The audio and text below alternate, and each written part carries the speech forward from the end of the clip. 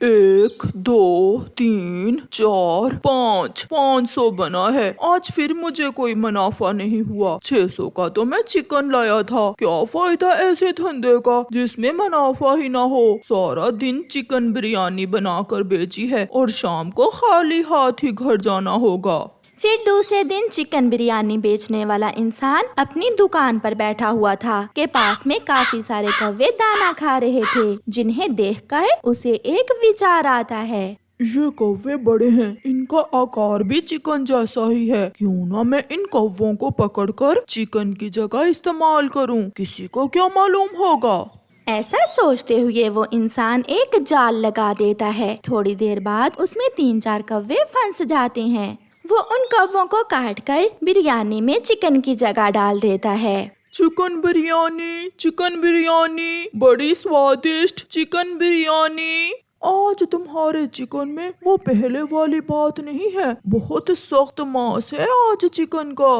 क्या करें जी, आजकल मंडी से चिकन ही ऐसा आ रहा है। ऐसे उस इंसान ने ये काम हर रोज शुरू कर लिया था। वो हर रोज सुबह सुबह ग्राहकों के आने से पहले पहले 2-4 कौवे पकड़ता और उनके पंख उतारकर बिरयानी में डालकर चिकन बिरयानी की जगह कौवा बिरयानी बनाकर बेचने लगा।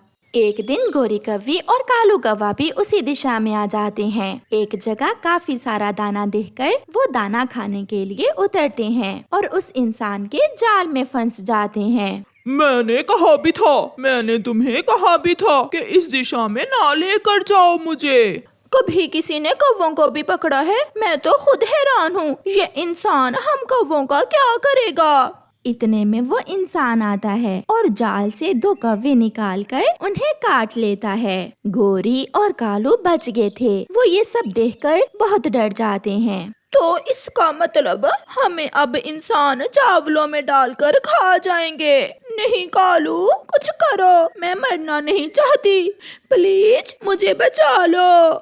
मैं खुद मर रहा हूँ, मैं तुम्हें कैसे बचा सकता हूँ। ये 2 कौवे तो बहुत मोटे ताजे हैं, इन्हें आज रात मैं घर ले जाता हूँ और कल दूसरे कौवों के साथ ही इन्हें काटूंगा। फिर वो इंसान उन्हें पिंजरे में बंद करता है और पिंजरे के ऊपर एक कपड़ा डालकर गोरी और कालू को घर ले जाता है। वो उन्हें एक जगह बंद कर देता है। वहाँ उन जैसे और भी 2 कौवे थे। भांजे, तुम भी पकड़ेगे? ये इंसान सबको मार देगा, सब कौवों को पकड़ेगा ये। दोस्तों, ये मेरी पत्नी है। हम पहली बार किसी इंसान की कैद में आए हैं, मगर आप सब कोई योजना बनाओ, हमें यहाँ से किसी तरह निकलना होगा। कल यहाँ हमारी तरह के 3 और भी कौवे थे जो इसने आज काट कर बिरयानी में डाल दिए। हम भी नहीं बच सकेंगे। मेरे पास एक उपाय है। कल जब ये इंसान हमें यहाँ से लेने आएगा तो फिर कालू कौवा अपने साथी कैदियों को अपना उपाय बताता है। सुबह हो जाती है। बहुत सो लिया, आज तो कोई चिंता नहीं। कौवे तो मैंने कल ही पकड़ लिए थे। अब जल्दी से जाकर कौवा बिरयानी बनाकर ग्राहकों को बेचता हूँ। फिर वो इंसान अपना पिंजरा लिए उन कौवों की तरफ आता है। अरे ये क्या हुआ, ये कौवे कैसे मर गए? कल तो मैं इन्हें अच्छे भले यहाँ छोड़ कर गया था। चलो मैं फिर से जाकर कौवे पकड़ लेता हूँ, पहले इन्हें उठाकर बाहर फेंक दूँ। फिर वो इंसान पहले गोरी और कालू को निकालकर बाहर फेंक देता है। गोरी और कालू भी मरने का अच्छे से नाटक करते हैं और फिर वो इंसान दूसरे दोनों कौवों को जैसे ही बाहर निकालकर फेंकता है, वो सब उड़ जाते हैं। कौवा बिरयानी, ये इंसान कौवा बिरयानी बेचता है, ये इंसान कौवा बिरयानी बेचता है। रुको छोटे कौवो, रुको। शोर सुनकर वहाँ कुछ और इंसान आ जाते हैं और उस कौवा बिरयानी बेचने वाले इंसान की खूब पिटाई करते हैं। ऐसे गोरी और कालू अपनी बुद्धि से अपनी और अपने दोस्तों की जान बचा लेते हैं। आधी रात थी, जंगल में बारिश हो रही थी। सभी पक्षी अपने अपने घरों में सो रहे थे। जाग रहे थे केवल कौवे, जिन्हें भूख सता रही थी। मम्मा, भूख लगी है, भूख से पेट में चूहे दौड़ रहे हैं। बहरे हो, सुन रहे हो क्या? बच्चे को भूख लगी है। तो क्या करूं? इस समय मैं कहां से भोजन लाऊं? अपने बाप के बाग से फल ले आओ। चुप चुप कर जाओ। मेरे पिताजी का नाम लिया तो छोड़ूंगा नहीं। मुझसे नहीं इस समय चोरी कर होती। जाओ आज खुद ही किसी के घर से कुछ चुरा लाओ। अगर पहले मालूम होता कि चुरा कर ही खाना है तो मैं माँ के साथ ही खुश थी, कभी तुमसे शादी ना करती मैं। फिर गौरी गुस्से में घर से निकल जाती है। गौरी कव्वी सीधी कबूतर के घर जाती है। गौरी खिड़की में से देखती है, कबूतर और उसकी पत्नी सो रहे थे। बारिश का शोर था। गौरी आहिस्ता से उनके घर में घुस जाती है। वो इधर उधर देखती है। उसे एक डिब्बा नजर आता है जो खुला हुआ था। गौरी उस डिब्बे में घुस जाती है। मर गई, इसमें तो मिर्ची है। कबूतर और कबूतरी भी जाग जाते हैं। कौन है? रुको रुको। जैसे तैसे गौरी उस डिब्बे से निकलकर भाग जाती है। कोई चोर था, मेरी सारी मिर्ची खराब कर दी उसने। भाग गया। अगर पकड़ा जाता तो छोड़ता ना मैं उसे। गौरी कव्वी तेज बारिश में भागी जा रही थी और खांसे जा रही थी।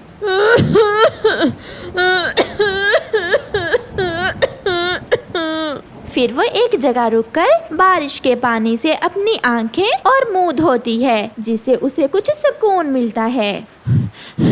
बच गई। अगर पकड़ी जाती तो वो गंदी आंखों वाला सारे अगले पिछले बदले ले लेता मुझसे। अब कहाँ जाऊँ? अगर खाली हाथ गई तो जग्गू सोने नहीं देगा। हाँ, चिड़िया के घर जाती हूँ। गौरी फिर से उड़ती है और सीधी चिड़िया के घर जाती है। वो खिड़की में बैठ जाती है। चिड़िया भी जाग ही रही थी। वो गौरी को खिड़की में बैठा हुआ देख लेती है। मैं देख रही हूँ तुम्हें। अगर मेरे घर में घुसने की कोशिश की तो गरम गरम सलाख लगाऊंगी मैं तुम्हारी पूंछ पर। नहीं, मैं तो देखने आई थी कि चिड़िया जाग रही है या सो गई। अगर देख लिया है तो भाग जाओ यहाँ से।